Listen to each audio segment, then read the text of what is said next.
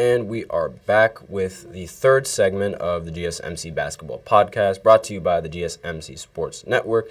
And in this segment, we are going to be talking about some of the best matchups that I'm looking forward to coming into for tonight's games. But before I get into that, I would like to give an update on some of these trades. 2 hours ago, the Utah Jazz finalized a trade to send Kelly Olynyk and guard Ochai Agbaji, again, forgive me if I completely botched that name, to the Toronto Raptors for Kira Lewis and Otto Porter Jr. and a 2024 first-round pick. So Kelly Olynyk going to be moved to the Toronto Raptors. It looks like the Toronto Raptors are trying to make moves to improve this team and trying to get them into playoff contention, at least with these moves. Getting Kelly Olynyk is definitely a great pickup. And it looks like the Jazz are trying to go into a rebuild with Lauri Markkanen in acquiring Otto Porter, Kira Lewis, and the 2024 first-round pick. And of all the trades that happened, this one is one of the only ones that has a first-round pick involved. So I definitely see this as the Jazz trying to rebuild with Lauri Markkanen. Not a bad move, but again, it's a little bit odd trying to rebuild while you're in play-in contention. So I'm not entirely sure how that's going to affect the Jazz going into the future. The Warriors are creeping up on them in the play-in spot. So maybe they'll just start tanking and save it for next year, given these trades. Again, we'll have to see. Obviously, there's still 2 hours left before the trade deadline is officially done. So we'll see if there's any more moves that are coming in from the Jazz and from other teams. But the big winners of this trade right now, in my opinion, are the New York Knicks. They got a great piece by getting Bogdanović, a great scorer. So that's the best trade that happened as of right now. And with that in mind, let's talk about some of the best matchups for tonight. So we're talking about some of the games that are going to be going on tonight and which ones I think are going to be the best games to watch. Obviously, you guys know I'm going to be tuning in to my Brooklyn Nets as they go up against Donovan Mitchell and the Cavs. I don't think it's going to be the best game to watch for tomorrow because I'm a Nets fan, but I'm realistic. I feel like this game is going to be a blowout. Jarrett Allen is going to make his return to Brooklyn along with Karis LeVert. So obviously they're going to have a revenge game against us, against the Brooklyn Nets. Every team does. I have a feeling it's going to happen. Do I think Ben Simmons is going to play tonight? I don't know, but it doesn't really matter because he is not the best basketball player on the team, and he is not as good as he thinks he is. You guys might want to tune in to the real New York team right now, which is the New York Knicks. So Jalen Brunson is questionable for this game as he left the Grizzlies with an ankle injury, so we will see if he's going to return to have his revenge game against the Dallas Mavericks.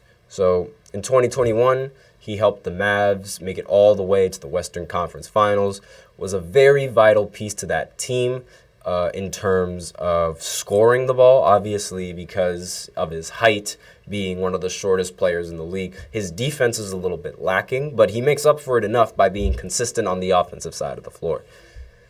This duo, however, the Mavs didn't really want to pay him as much money, so the Knicks really jumped right on that and were able to sign him coming free agency.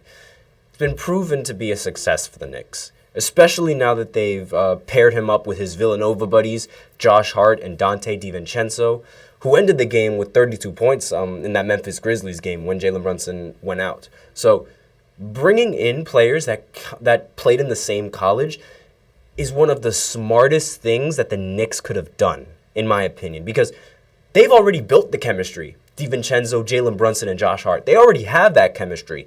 And now they just have to combine that with the rest of the lineup that they have. That is one of the smartest moves I've ever seen from the Knicks in a while. So, and it's been proven to be super effective. Kyrie also most likely going to be playing this game. Again, it's Kyrie. I don't know. He might rule himself out later on as the day progresses. In 2019 free agency, he was it seemed like he was about to sign with the Knicks, considered to be the favorites. The Knicks were considered to be the favorites to land both Kyrie and KD in the offseason, but obviously that didn't go as planned for the Knicks, as they ended up signing with Brooklyn. Was a great few years while it lasted, but it just ended with disappointment. So with that in mind, the Knicks might have dodged a bullet by not trying to pursue Kyrie and not trying to pursue Kevin Durant. It was seen as a big loss at the time, however, and not pursuing these two players. But the main reason why the Knicks didn't pursue was because of Kevin Durant's injury.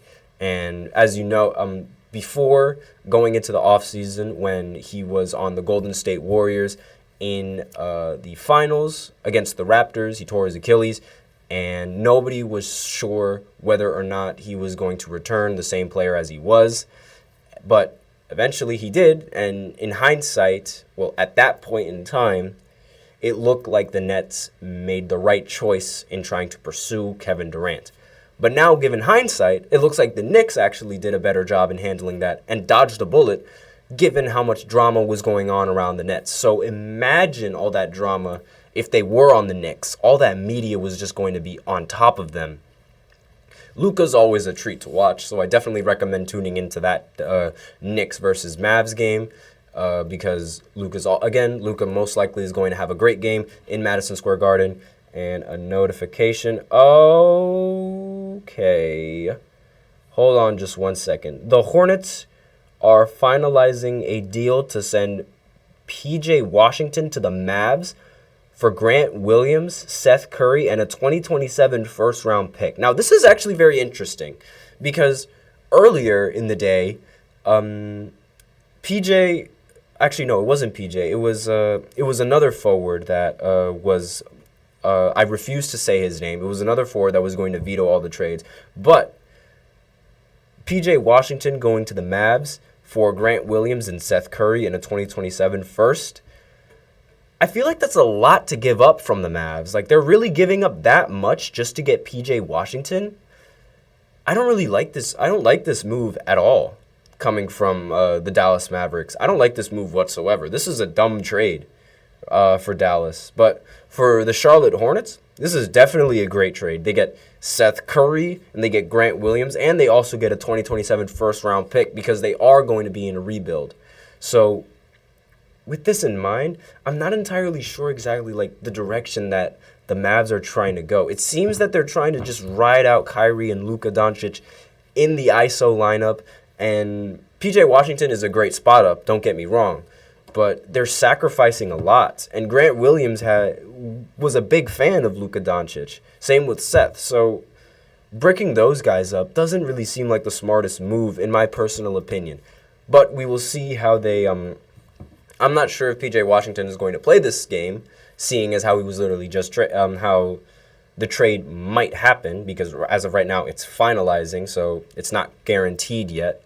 But if he does play tonight, then we'll see how that goes. But more games coming in from tonight. The Lakers go up against the Denver Nuggets. As I mentioned before, the Lakers are going to be wearing their signature Mamba jerseys, 2/8/24. Rest in peace, Kobe Bryant. So it's only right that the Lakers' attitude for this game is to try and win at all costs. And against a top team like Denver, this could be a very, very competitive game. Definitely should tune into this game. The Lakers are coming off 2 big wins with LeBron and Anthony Davis. So they're looking to keep their winning streak alive. If they can come out with this win in this game, then I think now we should start looking at the Lakers a little bit more seriously. Again, though, no moves coming in from the Lakers, which I am very, very surprised. I'm expecting a big trade for the Lakers to try and land DeJounte, given how much rumors and how much talks were spreading around. But it doesn't look like they've been moving much, and it doesn't really look like much progress has been made. So last year on the Nuggets playoff run, the Nuggets swept the Lakers in the playoffs last year, and this is without a doubt going to be a revenge game for LA, as the Nuggets are looking to spoil Kobe's statue ceremony. The Lakers, I'm very superstitious, and it seems that the Lakers play a lot better when they're wearing their Mamba jerseys. Call it superstition, call it luck, call it whatever you want, but I feel like the Lakers are going to come out and win this game. I don't know why. It's just something is telling me that they're going to be able to pull this out. I don't know why. I expect a big game from LeBron, as always. The team can't do anything without LeBron.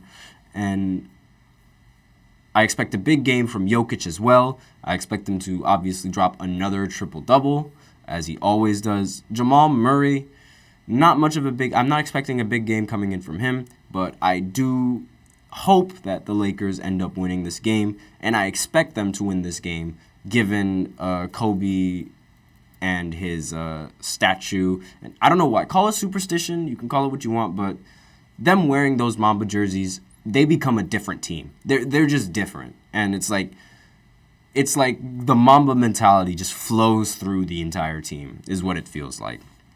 Now, another big matchup to expect tonight is the Timberwolves going up against the Bucks. As you all know, the Bucks have been struggling recently, trying to win games. So if they can win this game at home, this will be a huge confidence booster for the Bucks, and maybe I will give them some hope, because as you know, my opinions for Doc Rivers aren't really the best. I think he's doing a terrible job as the head coach for the Bucks. He should be doing so much better, and he should do more than just stand there and watch them play. He doesn't call timeouts. He doesn't make the substitutions when he needs to make the substitutions, and that just infuriates me. And he just sits there and does nothing most of the time.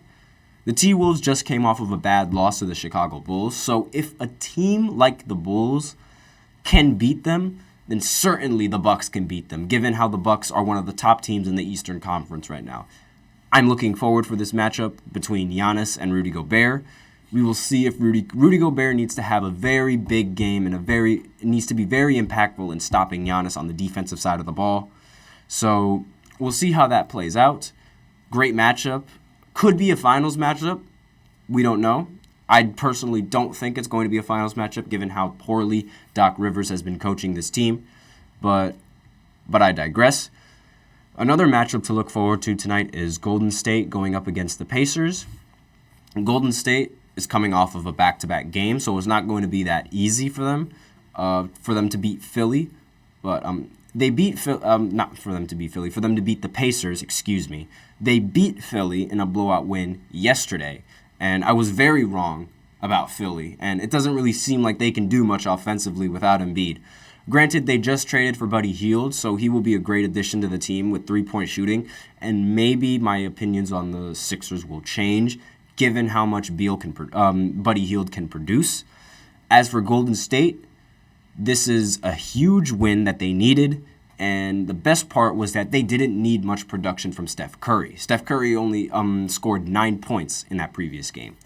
Clay finally showed up this game with 18 points, 4 of 5 from the 3. Kuminga had another great game. I think Draymond has been a really good mentor for him, and you can see you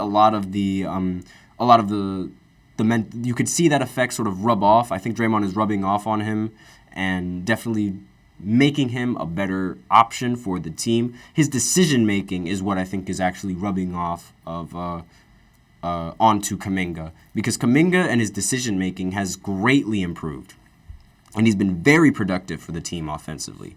And like I mentioned earlier, they're creeping up on the Utah Jazz, who seem to be trying to rebuild with these trades. Again, not entirely sure what direction they're trying to go with.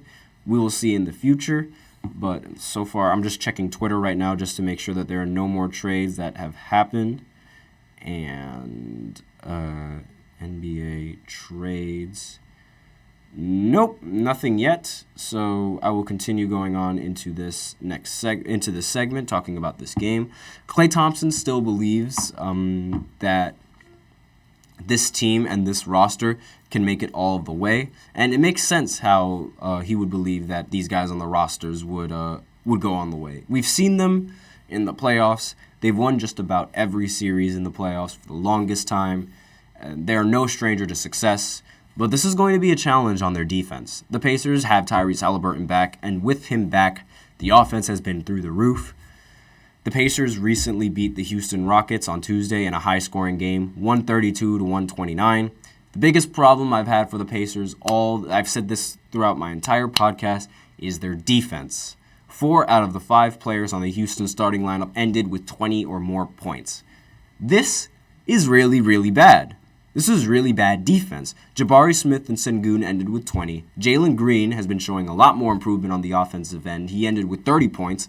And Dylan Brooks, who isn't even known for really scoring, ended with 23. Luckily, the Pacers have such a good offense that they're able to just ignore that. The team shot 62% from the field in that game. But going into the playoffs, this lack of defense is a serious, serious problem.